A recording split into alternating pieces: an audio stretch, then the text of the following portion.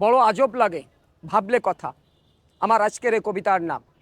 প্রিয় বন্ধুরা, আমি কবি আজিজুর রহমান আজাদ আপনাদেরকে জানাচ্ছি অনেক অনেক প্রীতি, শুভেচ্ছা ও অভিনন্দন। তাহলে আসুন আজকের কবিতা।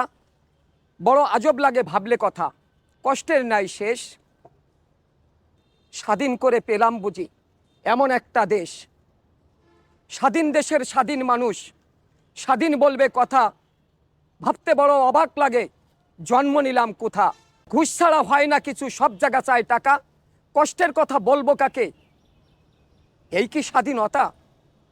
অন্যায় আর অবিচারে ছেয়ে গেছে দেশ, এর কি কোনো সমাধান নাই, এই কি স্বাধীন দেশ? শহীদ পরিবার কেমন আছে নেও না একটু খোঁজ, মুক্তিযোদ্ধারা সবাই খুশি দেখছি আমরা রোজ। তোমাদের বন্ধু সেলুট জানাই মুক্তিযোদ্ধা যারা, তোমাদের এই আগ্রাসনে দেশ ছেড়েছে পাক বাহিনী তারা। তোমরা তো ভাই ভালোই আছো, দিচ্ছে সরকার ভাতা, মনে করে দেখো না একটু শহীদ পরিবারের কথা। এমন কত পরিবার আছে কষ্টে যাচ্ছে দিন, আমরা কিন্তু 18 কোটি মানুষ তাদের কাছে ঋণ।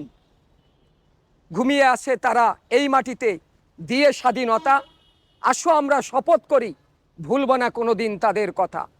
প্রিয় বন্ধুরা, প্রিয় দেশবাসী,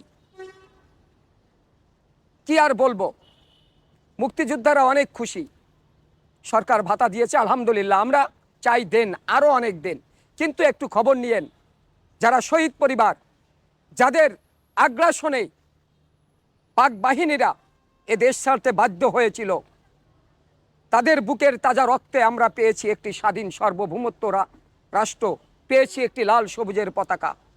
সেই পতাকার নিচে দাঁড়িয়ে নিজেকে গর্ব করে বলি আমি বাংলাদেশি, আমি বাঙালি। কিন্তু সেই সব শহীদ যারা তাদের জীবনের শেষ রক্তবিন্দু দিয়ে আমাদের স্বাধীনতা দিয়ে গেছে, আমরা যেন তাদেরকে ভুলে না যাই, তাদের পরিবারের পাশে একটু থাকার চেষ্টা করি। সবাই ভালো থাকবেন, সুস্থ থাকবেন, এই আশা ব্যক্ত করে আজকের মতন এখান থেকে বিদায় নিচ্ছি। আসসালামু আলাইকুম ওয়া রাহমাতুল্লাহি ওয়া বারাকাতুহু।